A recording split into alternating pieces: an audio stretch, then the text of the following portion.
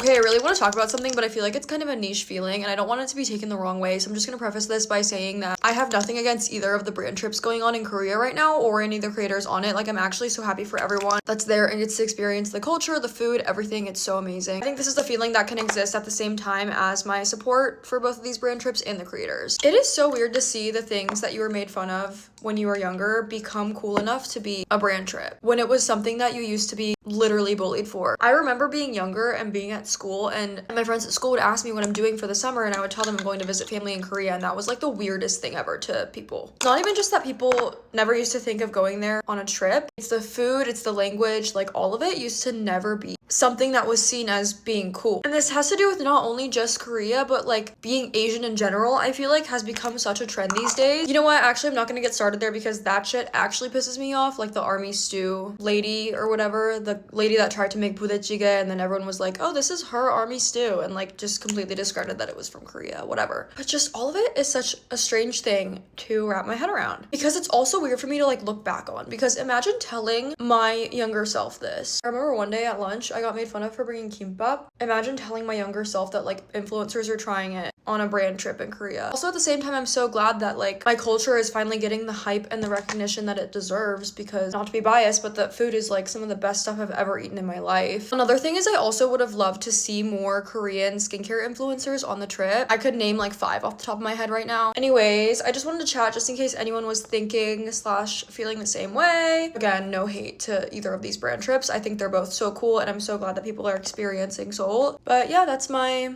spiel for today.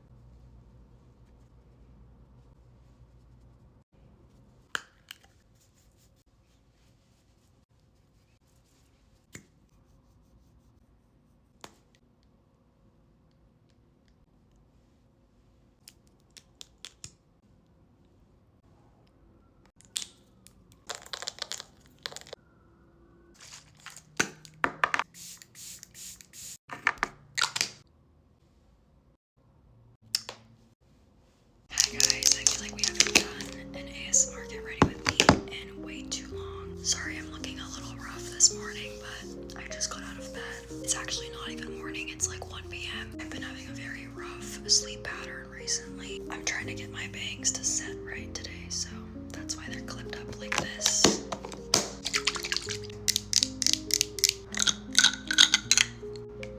You guys know I'm notoriously bad at heatless curls, but I slept in soft curls last night. This is the result. I think I'm improving. Pissing me off. I'm gonna try to clip them back here. But seriously, I've never had an overnight blowout turn out this good before. I will post how I did it if you guys are interested. And if you're also really bad at heatless curls, I'm actually getting ready for work right now, which is the pro of being your own boss. But that doesn't mean I don't have to work that much. If I start later, it goes longer. I start school again in September, so it won't be like this forever. Let's just say I'm soaking in the benefits today. My goal is to get the Flare launch announcement up by today. If you guys don't know, I own my own lash brand, which I should probably talk about more because every video I post, someone asks me where my eyelashes are from. But also, that is such a nice compliment. It's stuff that you created and conceptualized. The concept of having my own brand will never get old to me. You guys, this new Patrick Doll concealer is insane. Let me know what kind of ASMR you guys prefer, because, you know, some people hate the tapping,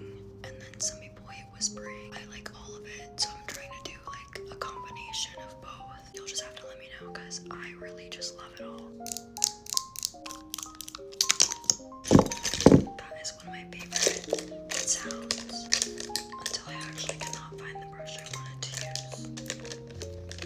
Never mind.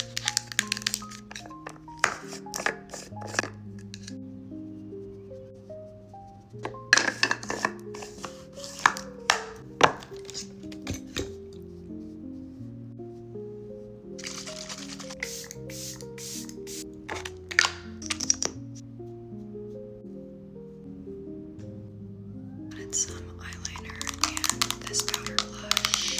Now it's time to do my lip stain. I'm gonna add a bit of Rhodes Sweet Pea for my gloss. Gorgeous. A little bit of a nose highlight today. Now the look is complete, so I'm gonna add another little spritz just to make sure. Let's check the bangs. They're still. Just shook it out. Maybe it's fine. Love you guys. Bye. Let's make my morning matcha and some breakfast. Actually more like brunch at this point, but I'm gonna make my matcha first so that I can have it to sip on while I'm making breakfast. I'm not doing any strawberries today because I ran out, so we're just gonna really enjoy the matcha flavor today. Make sure you never waste any. I slept in sock curls last night and I feel like my hair turned out so good. It literally looks like I did a blowout. Always sweeten my matcha, at least just a little bit. Okay, gorgeous. Perfect. Now let's make some food.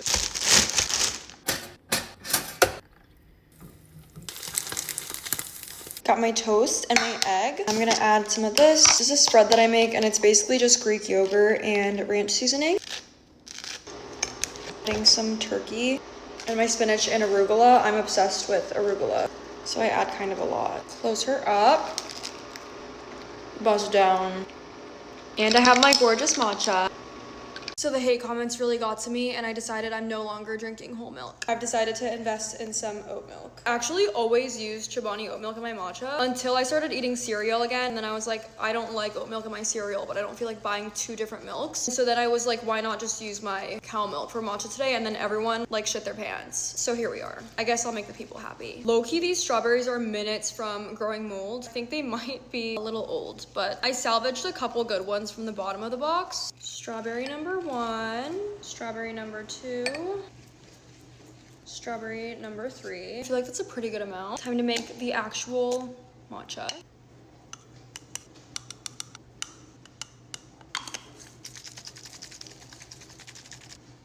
One, 2.5. Mixing in the agave. I'm gonna go add some ice in here. Now it's time for the oat milk to see if it really makes that big of a difference. Adding my matcha for a good mix.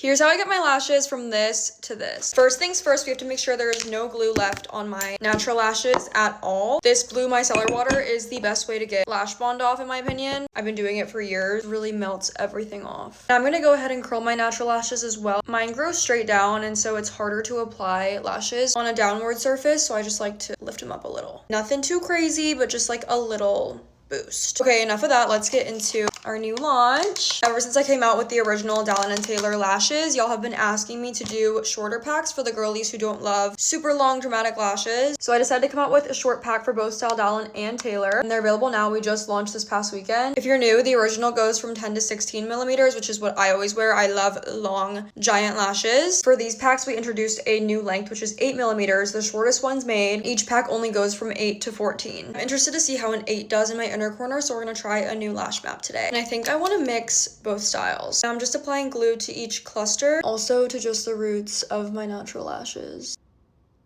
I'm gonna start with the outer corner and work my way in. I like to overlap them just a little bit. Here's the first side done. I'm actually loving the shorter lash in the front. I think it looks so good. Always make sure after you're done to press the natural lashes to the new ones. Make sure they're really stuck together. Now that I'm done with that, I'm going to take the seal, place it every place the glue was. This gets rid of that stickiness. I'm going to do the same exact thing on the other side. Here is the final result. Honestly, I really did my big one here. I think they came out so good and I'm loving the shorter length. Let me know if you guys have any questions and if you have any feedback, let me know. You know, I'm always listening. Love you guys. Bye. Instead of a matcha today, I'm going to be trying Hojicha for the first time because it is 5 p.m. and I heard that this is less caffeinated and has a different flavor profile than matcha. But I think that it's a roasted version of matcha. Someone correct me if I'm wrong. I'm going to make it in my shaker like I do with matcha, but I'm not going to use any strawberry today because I want to see if I would just like the flavor of this. Let's pop her open. Ooh, it smells very different. This powder is from Yu Matcha Co.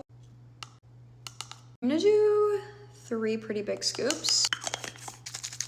Also heard that it pairs really well with cinnamon, so I'm actually gonna go grab some right now. I'm gonna use the oat milk that I got yesterday.